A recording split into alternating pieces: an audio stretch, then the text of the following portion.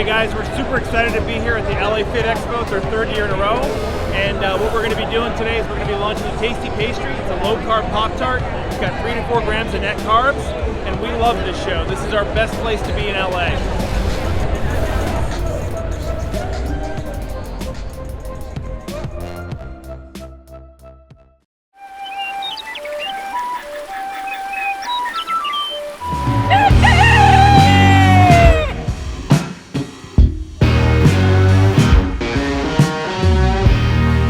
Welcome back to Legendary Foods Muscle in the Morning.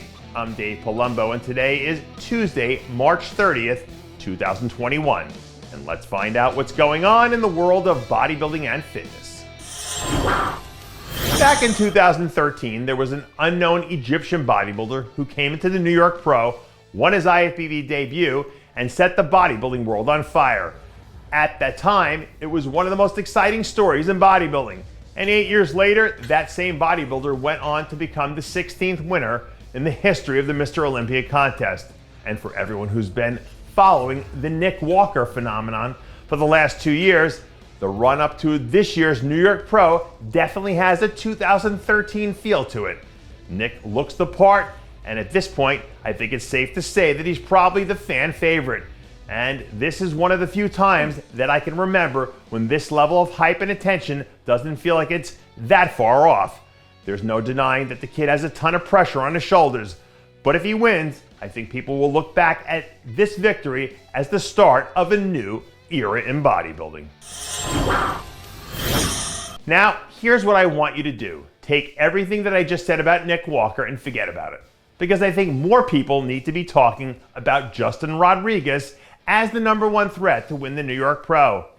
In the latest updates from Justin's team, not only does he look bigger than we've ever seen him, but he also looks leaner than I can remember seeing him at any point during his other contest preps. Truth be told, he's made so much progress over the last 2 years, but he looks like a completely different athlete now. He's more balanced, his symmetry is as good as it's ever been, and I think he has enough size now that he can compete with pretty much anyone. So when you take all that into account and factor that he's also going to be the best shape of his career, I think it creates a perfect storm for Justin to come in, win this show, and then take the rest of the season off to get ready for the Olympia.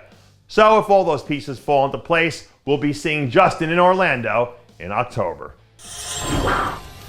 Be undeniable. That's what I tell my clients. Don't leave it in the hands of the judges. Don't put yourself in the position for a split decision.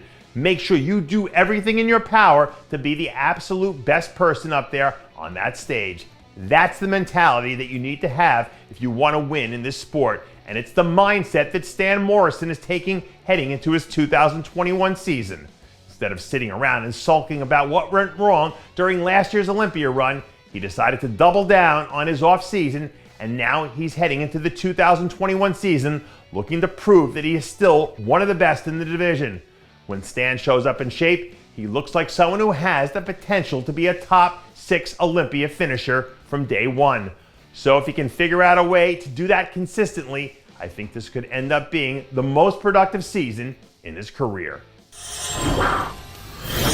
212 fans, the wait is almost over. The Indy Pro is only 6 weeks away now, and a few days ago I heard a rumor that Pete Castella was planning to jump into the mix. According to Pete, he's miles ahead of where he was at this time last year when we saw him compete during his rookie season in 19. And the sense I get from his camp is that he believes he has a real chance to crack the top 5 there.